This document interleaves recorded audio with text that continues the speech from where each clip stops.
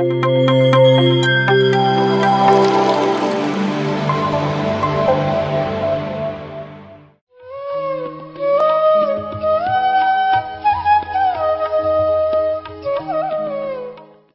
ಪೂಜ್ಯ ನಿರ್ಗಮಿಸಿರ್ತಕ್ಕಂಥ ಬಸವಾನಂದ ಪೂಜ್ಯರ ಜಂಗಮ ಪಾದಗಳಿಗೆ ಶರಣಾರ್ಥಿಯನ್ನು ಹೇಳ್ತಾ, ಈ ಪವಿತ್ರವಾದ ಮಂದಿರದಲ್ಲಿ ಜೀವಂತ ಇರುವಂಥ ದೇವರುಗಳು ಮತ್ತು ದೇವತೆಗಳ ಮುಂದೆ ಇಂಥ ಒಂದು ಅದ್ಭುತ ಕಾರ್ಯಕ್ರಮವನ್ನು ಮಾಡಲು ಅವ್ರೂರಲ್ಲೇ ಎಲ್ಲಿಂದ ಬಂದಾರ, ಅವ್ರದ್ದೇನೋ ನಾ ಜೂಮ್ನಾಗ ನೋಡ್ತಿದ್ದೆ, ಅವ್ರು ಮೈಸೂರಿನಿಂದ ಹುಬ್ಳಿಗೆ ಬಂದು ಇದರಲ್ಲಿ ಏನು ಸ್ವಾರ್ಥ ಏನಿದೆ, ಎಂಥ ಸೇವೆ ಮಾಡ್ತಾರೆ. ಅದಕ್ಕೆ ಆ ರಂಗನಾಥ್ ಸರ್ಗೆ ವಿಶೇಷವಾದ ಒಂದು ಶರಣಾರ್ಥಿಯನ್ನು ಹೇಳಿ, ಈ ಹೆಸರಿಗೆ ತಕ್ಕಂಗೆ ಇರುವುದು ಭಾಳ ಮುಖ್ಯ. ವಿಶಾಲಾಕ್ಷಿ ಅಂತಂದ್ರೆ ನನಗೆ ಕಾಶಿ ವಿಶಾಲಾಕ್ಷಿದು ಒಂದು ಹಾಡು ಕೇಳ್ತಿದ್ದೆ. ಆ ಹೆಸರಿಗೆ ತಕ್ಕಂಗೆ ವಿಶಾಲ ಹೃದಯದೊಳಗೆ ಏನಿರೋದು ಐತಲ್ಲ, ಯಾವುದು ವಿಶಾಲವಾಗಿರ್ತದೆ ಅದು ವಿಶಾಲ ಆಕ್ಷಿ ಆಗ್ತೈತಿ, ಅದಕ್ಕೆ ವಿಶಾಲಾಕ್ಷಿ ಅಂತಾರೆ. ಮತ್ತು ಮಲ್ಲಿಕಾರ್ಜುನರಂದ್ರೆ ಅದನ್ನೇನು ಹೇಳಕ್ಕೆ ಬರಂಗಿಲ್ಲ. ಅಲ್ಲೇ ಬ್ರಹ್ಮ ಇರ್ತಾರೆ, ಮಲ್ಲಿಕಾರ್ಜುನ ಇರ್ತಾರೆ. ಮಲ್ಲಿಕಾರ್ಜುನನ್ನ ಎಷ್ಟು ಮಂದಿ ಇವತ್ತಿಗೂ ಪಾದ ಸೇವೆ ಮಾಡಿ ನಡ್ಕೊಳ್ಳಿಕ್ಕೆ ಹೋಗ್ತಾರೆ, ಹೌದಲ್ರಿ? ಹೋಗ್ತಾರೆ. ಅದಕ್ಕೆ ಈ ಹೆಸರಿನ ಬಗ್ಗೆ ಯಾಕೆ ಹೇಳಕತ್ತೀನಿ ಅಂದ್ರೆ, 10 ನಿಮಿಷ ಕೊಟ್ಟಾರ, ನನಗೆ ಹೆಚ್ಚು ಮಾತಾಡಕ್ಕೆ ಬರೋದಿಲ್ಲ, ಭಾಳ ಧನ್ಯವಾದ ಹೇಳ್ತೀನಿ ಅವರಿಗೆ. ಮಂಜುನಾಥ ಅಂತ ನನ್ನ ಅಗದಿ ಆತ್ಮೀಯ ಬೇಕಾದವನ ಹೆಸರಿದು, ಮತ್ತು ಸಂಬಂಧಿಕನೂ ಹೌದು. ಅವರಿ ಒಂದು 12-14 ದಿನದಿಂದ ನನ್ನ ಮನೆಗೆ ಬಂದಿದ್ದ. ಇಷ್ಟು ದಿನ ನೀನು ಏನು ಮಾಡಿಯೆಲ್ಲ ಬಿಟ್ಟುಬಿಡು, ಇವತ್ತಿನಿಂದನ ಸುಧಾರಿಸು, ಇವತ್ತಿನಿಂದನ ಏನು ಮಾಡಬಾರ್ದು ಮಾಡಬೇಡ, ಏನು ಮಾಡಬೇಕು ಮಾಡು, ಬಿಟ್ಟು ಬಿಡು ಅಂತಂದೆ. ನಾವು ಹೊಳ್ಳಿ ಹೇಳೋದ್ರ ಮ್ಯಾಗ ಗೊತ್ತಾಗತ್ತೆ ನಿಮಗೆ ಯಾರಂತ. ಆಯ್ತು ರೀ ಕಾಕಾರ ಅಂತಂದವ. ಅಂದಿಂದ ಅಚಾನಕವಾಗಿ ಮತ್ತೆ ಹೋಗಿ ಅವ ಮೊದಲಿನ ಏನು ಅವನು ಹವ್ಯಾಸಿದ್ದು ಅದನ್ನು ಮಾಡಿದ, ಸುರಪಾನ ಮಾಡಿದ, ಚಿಕನ್ ತಿಂದ, ಕೋಳಿ ತಿಂದ. ಈ ವಿಷಯಕ್ಕೆ ಸಂಬಂಧ ಐತೋ ಇಲ್ಲೋ ಗೊತ್ತಿಲ್ಲ, ಆದ್ರೆ ಸತ್ಯ ನಡೆದಿದ್ದು ಹೇಳಬೇಕಂತ ಹೇಳಕತ್ತೀನಿ, ವಿಷಯಾಂತರ ಆಗಬಾರ್ದು. ಆ ಕೋಳಿ ಲೆಗ್ ಪೀಸನ್ನು ಜಗ್ಗಾಕ್ಕೆ ಹೋಗಿ ಅದನ್ನು ನುಂಗಿದ. ನುಂಗಿಂದ ಮುಂದೆ ಪಾನ್ ಶಾಪ್ಗೆ ಮತ್ತು ಆ ಮುಲ್ಲ ಇವರು ಏನಿರ್ತಾರೆ ಅವ್ರಿಗೆಲ್ಲ ಅಡ್ಡಾಡಿದ. ಇಲ್ರಿ, ನಾವೊಂದು ಕೋಳಿ ಕಾಲು ನುಂಗೇನಿ, ಅದು ನನಗೆ ತ್ರಾಸ ಮಾಡಾಕತ್ತೈತಿ, ಬರ್ತಾ ಇಲ್ಲ ಹೊರಗೆ, ಹೆಂಗೆ ಅಂತೇಳಿ. ಇಲ್ಲ, ಅಲ್ಲಿ ತಿನ್ನಬಾರ್ದು, ನಾವು ಮಂತ್ರ ಅಂದಿರ್ತೀವಿ, ಇದನ್ನು ಮಾಡಿರ್ತೀವಿ, ಕಬೂಲ್ ಮಾಡಿಂದನ ಅದನ್ನು ತಿನ್ನಬೇಕು ಅಂತ ಒಬ್ಬರು ಹೇಳಿದರು. ಇನ್ನೊಬ್ಬರು ಹಸಿವು ಸ್ವಲ್ಪ ಹಣ್ಣಿನ ಮ್ಯಾಗಿರು ಬಾಳೆಹಣ್ಣು ತಿನ್ನು, ಇಲ್ಲ ಕಾಯಿ ತಿನ್ನು, ಅದು ಕಿತ್ಕೊಂಡು ಹೊರಗೆ ಬರ್ತದೆ ಅಂದರು. ಎಷ್ಟು ಆ ಒಂದು ಘಟನೆ 2 ದಿನದ ನಂತರ ಅವ ಸಾಯ್ತೀನಿ ಅನ್ನೋ ಲೆಕ್ಕಕ್ಕೆ ಒದರಾಕ ಹತ್ತಿದ, ಉಳಿಸ್ರಿ ನನ್ನ ಅಂತ. ಬಾಗಲಕೋಟೆಗೆ ಅವನ್ನ ಕಳಿಸಿದರೆ 6 ಜನ ENT ಸ್ಪೆಷಲಿಸ್ಟ್ ಆ ಕೋಳಿಯ ಕಾಲನ್ನು ತೆಗಿಲಿಕ್ಕೆ ಆಗಲಿಲ್ಲ ಗಂಟ್ಲದಿಂದ. ನನ್ನ ಹತ್ರ ಫೋಟೋನೂ ಇದೆ, ಅದನ್ನು ತೋರಿಸ್ತೀನಿ ಬೇಕಿದ್ದರೆ ನೀವು ವೈಯಕ್ತಿಕ ಭೇಟಿ ಆದ್ರೆ. ಆ ಕೋಳಿ ಕಾಲು ಬರಲಿಲ್ಲ. ಹುಬ್ಳಿಗೆ ಕರ್ಕೊಂಡು ಹೋಗ್ರಿ ಅಂದರು. ಮತ್ತು ಒಬ್ಬ ಅದರಲ್ಲಿ ಅವ್ರ ತಂದೆಯನ್ನು ಮಣಿಪಾಲ್ ಹಾಸ್ಪಿಟಲ್ನಲ್ಲಿ ತೋರಿಸಿದ್ದ.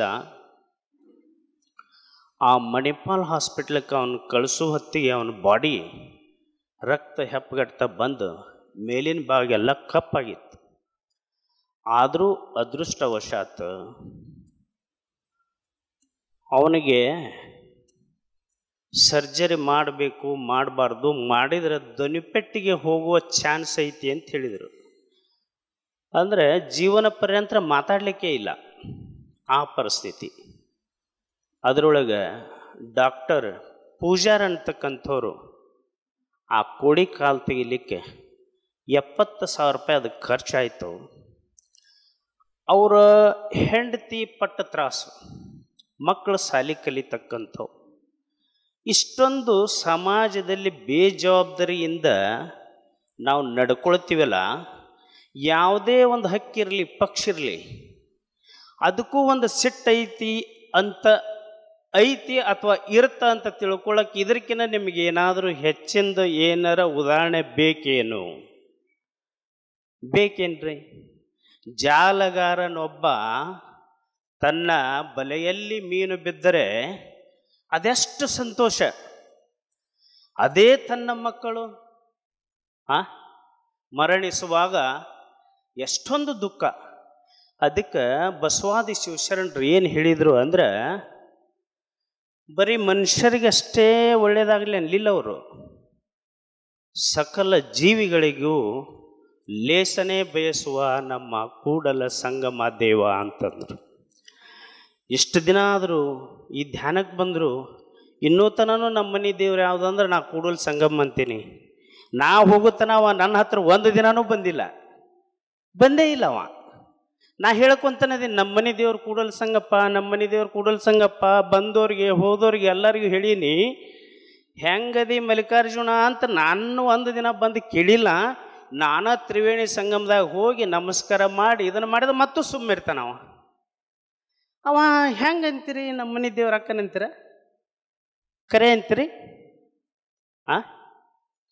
ನಮ್ಮ ಮನೆ ಅನ್ನೋದ ನಮ್ಮ ದೇಹ, ದೇಹವೇ ದೇವಾಲಯ ಅಂತ ಹೇಳಿದ್ರು ಶರಣರು. ಎನ್ನ ಕಾಲೇ ಕಂಬ, ಎನ್ನ ಸಿರವೇ ಹೊನ್ನ ಕಲಶ. ಇದನ್ನು ಹೆಂಗೆ ಇಟ್ಕೋಬೇಕು ಅಂದ್ರೆ, ಈ ಡ್ರೆಸ್ ಹಾಕ್ಕೊಂಡ್ರೆ, ಆ ಹರಕಂಗಿ ಹಾಕ್ಕೊಂಡ್ರು ಅದು ಚಂದ ಕಂಡಿರ್ಬೇಕು. ಹೆಣಕ್ಕೆ ಇಳೆ ಬಿಟ್ಟಗತಿ ಅದು ಖಂಡಿತ ಅಂದ್ರೆ ಈ ದೇಹದಾಗ ಏನೂ ಇಲ್ಲ, ಕೆಡಿಸ್ಕೊಂಡ್ಬಿಟ್ಟಿವಿ ಅಂತ ಅರ್ಥ ಇಲ್ಲ. ಅದಕ್ಕೆ ನಾವೆಲ್ಲ ದುಶ್ಚಟಗಳನ್ನು ಮಾಡ್ತಾ ಇಂದಿನ ಸಮಾಜದಲ್ಲಿ ನಮ್ಮ ಮಕ್ಕಳನ್ನೇ ನಾವು ನೋಡ್ತಾ ಇದೊಂದು ದುಃಖಕರವಾಗಿರ್ತಕ್ಕಂಥ ದಿನಮಾನದಲ್ಲಿ ಮುಂದೆ ನಮ್ಮ ಭಾರತ ದೇಶದ ಸೈನ್ಯವನ್ನು, ಭಾರತ ದೇಶವನ್ನು ಗುರುತನ, ಹಿರಿತನ, ದೊರೆತನ ಇವು ಸಮರ್ಥ ಕೈಯಾಗಿರ್ಬೇಕು. ಇವು ಮೂರು. ಯಾವ ಮಠದಾಗ ಗುರು ಚಲೋ ಇರಂಗಿಲ್ಲ, ಆ ಮಠ ಉಳಂಗಿಲ್ಲ, ಹಾಳಾಗಿ ಹೋಗ್ಬಿಡ್ತೈತಿ. ಕಾಂಪ್ಲೆಕ್ಸ್ ಅಕ್ಕವು, ವಾಣಿಜ್ಯ ಸಂಕೀರ್ಣ ಅಕ್ಕವು, ಅನುಷ್ಠಾನ ಇಲ್ಲ, ಶಿವಾನುಭವ ಇಲ್ಲ, ತಪಸ್ಸಿಲ್ಲ, ಎಲ್ಲಿ ಉಳಿತೈತಿ? ಮೊದಲು ಮಾಡಿದ್ದ ಡಿಪಾಸಿಟ್ಟು, ಮೊದಲು ಮಾಡಿದವ್ರದ ನಾನು ಬಳಸೋದು, ನಮ್ಮ ಅಪ್ಪಂದ ನಾ ಬಳಸೋದು, ನಮ್ಮ ಮುತ್ತೆಂದ ನಾ ಬಳಸೋದು. ಮತ್ತು ನಾ ಏನು ಮಾಡೀನಿ? ನಾ ಮಾತಾಡಕೈತೀನಿ ಅಲ್ಲಿ ಮೈಕ್ನಾಗ ಇದನ್ನ ಮಾಡವ, ಮತ್ತೇನು ಮಾಡವಲ್ಲ. ಅದಕ್ಕೆ ನಾವು ಯಾಕೆ ಬಂದೀವಿ, ಏನು ಮಾಡಬೇಕು? ಪಗು ಹಳಕಟ್ಟಿ ಅಂತವ್ರಿ ವಚನ ಸಾಹಿತ್ಯವನ್ನು ಉಳಿಸ್ಲಿಲ್ಲ ಅಂದ್ರೆ, ಒಬ್ಬರು ಸ್ವಾಮಿಗಳಿಗೆ ನಮ್ಮಂಥವ್ರಿಗೆ ವಚನನ ಇಲ್ಲ ಹೇಳಾಕ. ಹೆಂಡತಿ ಬಂಗಾರ ಮಾರಿದ್ರು, ಮನಿ ಮಾರಿದ್ರು. ಬಿಜಾಪುರದೊಳಗೆ ಪೋಸ್ಟ್ಮನ್ನ ಪಗು ಹಳಕಟ್ಟಿ ಅವ್ರದ್ದು ಏನಾದರೂ ಬಂದ್ರೆ ನಾನು ಪತ್ರ ಕೊಡಂಗಿಲ್ಲ, ಅವ್ರನ್ನ ಹುಡ್ಕಕ್ಕೆ ಆಗಂಗಿಲ್ಲ ಅಂದ. ಯಾಕಂದ್ರೆ ಒಂದು ತಿಂಗಳಿಗೆ ಬಾಡಿಗೆ ಕೊಡ್ಲಾರ್ದಕ್ಕೆ ಆ ಮನೆ ಮಾಲಕ ಅವ್ರನ್ನ ಬಿಡಿಸಿರ್ತಿದ್ದ, ಬೇರೆದವ್ರ ಮನೆಗೆ ಹೋಗಿರ್ತಿದ್ರು. ಎಂಥ ಇದು ನಮ್ಮ ಕಣ್ಣು ಮುಂದೆ ಬರಬೇಕಲ್ರಿ. ಸುಮ್ಮನೆ ಹೋಗ್ತೀವಿ, ತಲೆ ಬಳಸ್ಕೊಂಬರ್ತೀವಿ, ಗೋವಿಂದ ಅಂತೀವಿ ಅನ್ರಿ, ಬೇಡ ಅನ್ನಂಗಿಲ್ಲ. ನಂದು ಯಾರು ಇರೋದೂ ಅಲ್ಲ. ಈ ಸಮಗಾರ ಹರಳಯ್ಯ ಕಲ್ಯಾಣಮ್ಮ ತೊಡಿ ಕೋದು ಪಾದರಾಕ್ಷಿ ಮಾಡಿದ್ರಲ್ಲ, ತಲೆ ಮ್ಯಾಗ ಇಟ್ಕೊಂಡು ಬಸವಣ್ಣಗೆ ಅರ್ಪಿಸಕ್ಕೆ ಹೋದ್ರಲ್ಲ, ಬಸವಣ್ಣ ಹೇಳ್ತಾನ ಗದ್ಗದಿ ತಕ್ಕನ, ಅಪ್ಪ ನನ್ನಪ್ಪ ನನ್ನಂಥ ಸಮಗಾರಗ ನಾನು ಒಂದು ಶರಣ ಹೇಳಿದ್ರೆ ಶರಣು ಶರಣಾರ್ಥಿ ಅಂದಿ ನನ್ನಪ್ಪ. ಅದಕ್ಕೆ ಕಲ್ಯಾಣಮ್ಮನ ಎಡಪಾದ ನಂದು ಬಲಪಾದ ಕೊಯ್ದೀವಿ, ಚಮ್ಮಾವಿಗೆ ಮಾಡೀವಿ. ನೀನು ವಿಶ್ವಗುರು ಬಸವಣ್ಣ ನಮ್ಮಪ್ಪ, ಇದನ್ನು ನೀನು ಮೆಡಬೇಕು ಅಂತಂದ್ರೆ ಸಮಗಾರ ಹರಳಯ್ಯನವ್ರದ್ದು ತಲೆ ಮ್ಯಾಗ ಇಟ್ಟುಕೊಂಡು ಈ ಭೂಮಿ ತೂಕ ಸಮಭಾರವು ಈ ಚಮ್ಮಾವಿಗೆ ಅಂದ್ರೆ ಎಂಥ ತ್ಯಾಗ, ಎಂಥ ತ್ಯಾಗ ಮಾಡ್ತೀರಿ. ಒಂದು ಬಟ್ಟೆ ಕೊಯ್ದು ಕೊಡ್ತೀರಿ, ಒಂದು ಉಗುರು ಕೊಯ್ದು ಕೊಡ್ತೀರಿ, ಒಂದು ಕೂದಲ ಕಿತ್ತು ಕೊಡ್ತೀರಿ. ಇವು ಏನು ಬೋಳ್ಸನ ಹೊಳೆ ಬರ್ತಾವೆ, ಇದನ್ನೊಂದು ಹೋಗೋದು ಮುಂಡಾಸ್ ಕೊಡೋದು ಬರೋದು. ಒಂದು ಕೈ ಕೊಡ್ರಿ, ಕಾಲು ಕೊಡ್ರಿ. ಅದಕ್ಕೆ ಯಾರು ಏನು ಕೊಟ್ಟರು ಅಂತ ನೆನೀರಿ, ಅದನ್ನು ಸಮರ್ಪಣೆಗೆ ಮಾಡ್ರಿ. ಎದಕ್ಕೆ ನಮಗೆ ಭಯ ಅಂದ್ರೆ ಬದುಕಿನ ಭಯ. ನಮಗೆ ಎಡಕ್ಕೆ ಭಯ, ಬಲಕ್ಕೆ ಭಯ, ಮ್ಯಾಗ ಭಯ, ತಳಗೆ ಭಯ. ಏನ್ರಿ ಅದು ಏನು ಮಾಡ್ತೈತಿ? ಅದಕ್ಕೇನು ಗೊತ್ತೈತಿ? ಯಾವುದಕ್ಕೂ ಏನೂ ಗೊತ್ತಿಲ್ಲ. ಮತ್ತು ಹೆಂಗೆ ಅಂದ್ರೆ ನಾವೆಲ್ಲ ಸಣ್ಣವರಿದ್ದಾಗಿಂದ ಹೇಳ್ತೀನಿ, ಇದು ನನಗೆ ದೊಡ್ಡ ದೊಡ್ಡ ಭಾಷೆ ಬರಲಾರ್ದು ಕಾಡು ಭಾಷೆದಾಗ ಹೇಳ್ತೀನಿ. ಮತ್ತು ಏನೂ ಅನ್ಕೋಬೇಡ್ರಿ. ಭಾರಿ ಅಂಗಿ ಚೊಣ್ಣ ಹಾಕ್ಕೊಂತಿದ್ದೀವಿ ನಾವು ಕನ್ನಡ ಶಾಲೆಗೆ ಇದ್ದಾಗ. ಒಳಗೆ ಅಂಡ್ರವೇರ್ ಹರಿದಿರ್ತಿತ್ತು ನಮ್ಮದು. ಒಳಗೆ ಯಾರು ನೋಡ್ತಾರೆ ಬಿಡು ಅಂತ ಅಂಡ್ರವೇರ್ ಹರಕು ಹಾಕ್ಕೊಂಡು ಮ್ಯಾಗೆಲ್ಲ ಟ್ರಿಪ್ ಟಾಪ್ ಹೋಗ್ತಿದ್ವಿ. ಹೊಕ್ಕಿವಿಲ್ರಿ, ನಾವು ಮಾಡ್ತಿದ್ವಿ. ಈಗಂತರೂ ಒಂದಲ್ಲಿ 100 ಅಂಡ್ರವೇರ್ ಇರ್ಬೇಕು. ಈಗ ಅಂಥ ಸಿಚುವೇಶನ್ಯಾಗ ಆ ಹರಿದಿದ್ದು ಎದಕ್ಕೆ ಗೊತ್ತಿರ್ತಿತ್ತು? ಈ ನನ್ನ ಒಳಗೆ ಅಂಡರ್ವೇರ್ ಹರಿದೈತಿ ಅಂತ ಯಾರಿಗೆ ಗೊತ್ತಿರ್ತಿತ್ತು? ಅದು ನನ್ನ ಮನಸ್ಸಿಗೆ ಗೊತ್ತಿರ್ತಿತ್ತ? ನನ್ನ ಆತ್ಮಕ್ಕೆ ಗೊತ್ತಿರ್ತಿತ್ತ? ಇದು ಏನು ನನ್ನೊಳಗೆ ಆಟ ಐತಿ ಇದು ನನಗೆ ಗೊತ್ತಲ್ಲ. ಹಂಗೆ ನಮ್ಮೊಳಗೆ ಹೊರಗೆ ಏನು ಮಾತಾಡ್ತೀವಿ, ಒಳಗೆ ಯಾರ್ಯಾರು ನೋಡೇ ಇಲ್ಲ. ಗಾಯತ್ರಕ್ಕೆ ನೋಡೇ ಇಲ್ಲ ಮುದುಗಲ್ಲು, ನಮ್ಮ ಇವರು ಲಕ್ಷ್ಮಣನವ್ರು ನೋಡೇ ಇಲ್ಲ, ವಸಂತ ಮಾಮಾರ್ ನೋಡೇ ಇಲ್ಲ, ಇಲ್ಲಿ ಅಕ್ಕವ್ರು ನೋಡೇ ಇಲ್ಲ. ಅಂದ್ರೆ ನಿಶ್ಚಿತವಾಗಿಯೂ ನಿಮಗೆ ಅದು ಏನು ಮಾಡ್ತೈತ್ರಿ? ಅವರು ಇವರು ನಿನ್ನ ಕೊಂದರೇನ ಬೇಡ, ಕೈ ಬಾಯಿ ಕಚ್ಚೆ ನಿನ್ನಿಚ್ಚೊಳಿರಲು ನೀನು ಅಚ್ಯುತನ ಅಪ್ಪ, ನೀನು ನಿಶ್ಚಿಂತನಪ್ಪ, ಸರ್ವಜ್ಞ. ಯಾರು ಕೊಲ್ತಾರ ಅವು ನಮ್ಮೂ ಅದಾವ, ನಮ್ಮಲ್ಲೇ ಅದಾವ. ಅದಕ್ಕೆ ಈ ಮಾತು ಎಷ್ಟೊಂದು ಜಗತ್ತನ್ನೇ ಗೆಲ್ಬೋದು, ಈ ಜಗತ್ತನ್ನೇ ವಿರುದ್ಧ ಹಾಕೋಬೋದು. ಅದಕ್ಕೆ ಮಾತಿನಿಂದಲೇ ಹಗೆತನ, ಮಾತಿನಿಂದಲೇ ದೊರೆತನ, ಮಾತಿನಿಂದಲೇ ಸಕಲ ಸಂಪದವು. ಅದಕ್ಕೆ ಸಿದ್ಧಾರೂಢರು ಹೇಳ್ತಾರೆ, ಅವರು ನೋಡು ನಾನು ಮಾತಾಡಿ ಮಾತಾಡಿ ಕೆಟ್ಟೀನಿ, ನೀನು ಮೌನ ಯೋಗಿ ಆಗಿಬಿಡು ಗುರುನಾಥ ಅಂತ ಹೇಳಿದರು. ಹೌದಲ್ರಿ? ನಿಮ್ಮ ಹುಬ್ಬಳ್ಳಿಯವ್ರಿಗೆ ಹೇಳಿದ್ರೆ ಇಲ್ಲ?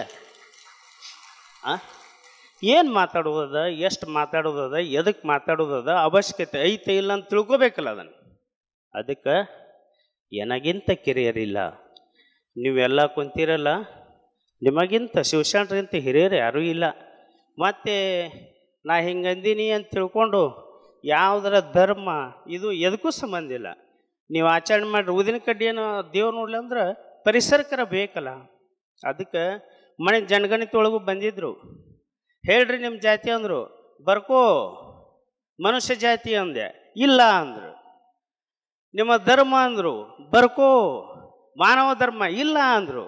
ಹಾಗಾದ್ರೆ ನಡಿ ಅಂದೆ. ಫೇಸ್ಬುಕ್ಕಿಗೆ ಹಾಕಿದ್ನೇ ಇದನ್ನು. ಹಾಗಾದ್ರೆ ನಡಿ ಅಂದೆ. ಹೊಳ್ಳಿ ಮತ್ತೆ ಇಲ್ರಿ ಸರ ನಮ್ಮದು ಬಾಗಲಕೋಟೆ ಜಿಲ್ಲಾ 80 ಆಗೈತೆ ಅಂತ ಕೈ ಮುಗಿತಾನೆ ತಿಳಿದಿದ್ದು ಹೇಳ್ರಿ ಅಂದ.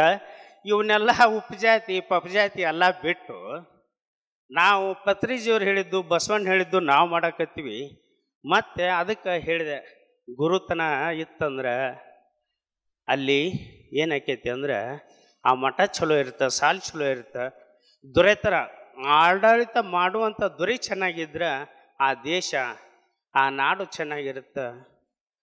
ಹಿರೇತನ ಮನ್ಯಾಗ ಒಬ್ಬ ಹಿರೇತನ ಚಲೋ ಮಾಡೋವಿದ್ರೆ ಆ ಮನೆತನ ಚಲೋ ಇರುತ್ತೆ ಅಂತ ಹೇಳ್ತಾ, ಏನಾರ ಅನಿಸಿದ್ರೆ ನನಗೆ ಮತ್ತು ನೀವು ಯಾವಾಗರಿದ್ದಾಗ ಹೇಳ್ರಿ.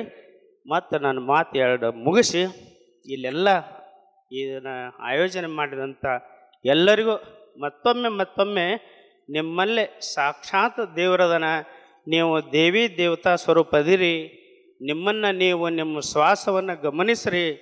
ಮತ್ತು ಆಡಂಬರದ ಪೂಜೆಗಳು, ಕೊಳ್ಳಾಗ ತಲೆ ಮ್ಯಾಗ ಕಿರೀಟ ಪರಿಟ ನೋಡಿ ಅಲ್ಲಿ ದಾನ ಕೊಡೋದು, ಇಂಥವ್ರು ಏನರ ಮಾಡಿದ್ರಂದ್ರೆ ಸುಮ್ಮನೆ ಪ್ರಸಾದ ಮಾಡಿ ಹೋಗಬಾರ್ದು. ಹೇಳ್ಯಾರ ಅದಕ್ಕೂ. ಒಬ್ಬರು ಕೋತಂಬರಿ ಸೂಡು ಮಾರೋರು ಗುರುಗಳ ಹತ್ರ ಹತ್ತು, ಯಪ್ಪ ನನ್ನ ಹತ್ರ ಏನೂ ಇಲ್ಲ, ಏನು ಹಾಕಲಿ ಅಂತಂದ್ರೆ, ನಿನ್ನ ಹತ್ರ ಕೋತಂಬರಿ ಸೂಡು ಐತಿಲ್ಲ, ಮಾರಿದ ರೊಕ್ಕ ನಿನ್ನ ಬಳಕೆ ಇಟ್ಕೋ, ಅದೊಂದು ಕೋತಂಬರಿ ಸೂಡು ಈ ಸಾರಿಗೆ ಹಾಕಿಬಿಡು, ಎಲ್ಲರೂ ಉಣ್ತಾರ. ಕೋಟಿ ಕೊಟ್ಟವನು ಅಷ್ಟೇ, ನೀವೊಂದು ಕೋತಂಬರಿ ಸೂಡು ಕೊಟ್ಟಕ್ಕೂ ಅಷ್ಟೇ, ನಿಂದ ಕೋತಂಬರಿ ಮಣಿತನ ಬೆಳೆಗೆ ಹೋಗಲಿ ಅಂತಂದ್ರಂತ. ಅದಕ್ಕೆ ಈ ದಾನದ ಹಿಂದೆ ಎಂತಿಂಥ ದೊಡ್ಡ ದೊಡ್ಡ ಮನೆತನ ಆಗ್ಯಾವ ಅನ್ನೋದು ನೀವು ಓದ್ರಿ. ಲಡ್ಡು ಮತ್ತೇನು ಮತ್ತು ಯಾವ್ದು ಹೌದು ಅದು ಅಲ್ಲ ಅಂಥೇಳಿ ಇಲ್ಲಿ ಕೋಡಿ ಕೊಪ್ಪದು ಹುಚ್ಚಿರಪ್ಪಜ್ಜ ಅವ ಏನು ಸಾಲಿ ಕಲ್ತಾನ, ಏನು ಮಾಡ್ಯಾನ, ಎಂಥ ಯೋಗಿ. ಯಾವ್ದು ಹೌದು ಅದು ಅಲ್ಲ, ಯಾವುದಲ್ಲ ಅದು ಹೌದು, ಯಾವ್ದು ಕಾಣಕತ್ತೈತೆ ಇದು ಅಲ್ಲ, ಇದ್ರೊಳಗೆ ಏನೈತೆ ಹೌದು ಅದು ಕಾಣಂಗಿಲ್ಲ, ಅಲ್ಲಿ ಯಾವ್ದು ಮೆರ್ಯಾಕತ್ತೈತೆ ಅದು ಅಲ್ಲಾಗಿದ್ದು ಪಲ್ಲಕ್ಕೆ ಮೆರಿತೈತೆ, ಅಣಿಮೆ ಮೆರಿತೈತೆ, ಹೌದಾಗಿದ್ದು ಇಲ್ಲಿ ತಿಪ್ಪ್ಯಾಕೆ ಕುಂತೈತಿ ಅಂತ ಹೇಳ್ತಾರೆ. ಅದಕ್ಕೆ ಎಷ್ಟು ಹೇಳಿದ್ರು ಕಡಿಮೆ ಇದು. ಅದಕ್ಕೆ ಟೈಮು ಶರಣಾರ್ಥಿಯನ್ನು ಹೇಳ್ತಾ ಎಲ್ಲರಿಗೂ ಮತ್ತೊಮ್ಮೆ ಮಗದೊಮ್ಮೆ ನನ್ನ 4 ಮಾತುಗಳು ಮುಗಿಸ್ತೇನೆ. Thank you madam, thank you very much. PMC Kannada channel ಅನ್ನು ಲೈಕ್ ಮಾಡಿ, ಶೇರ್ ಮಾಡಿ, ಸಬ್ಸ್ಕ್ರೈಬ್ ಮಾಡಿ ಮತ್ತು ಮಾಡಿಸಿ. ಎಲ್ಲರಿಗೂ ಧನ್ಯವಾದಗಳು.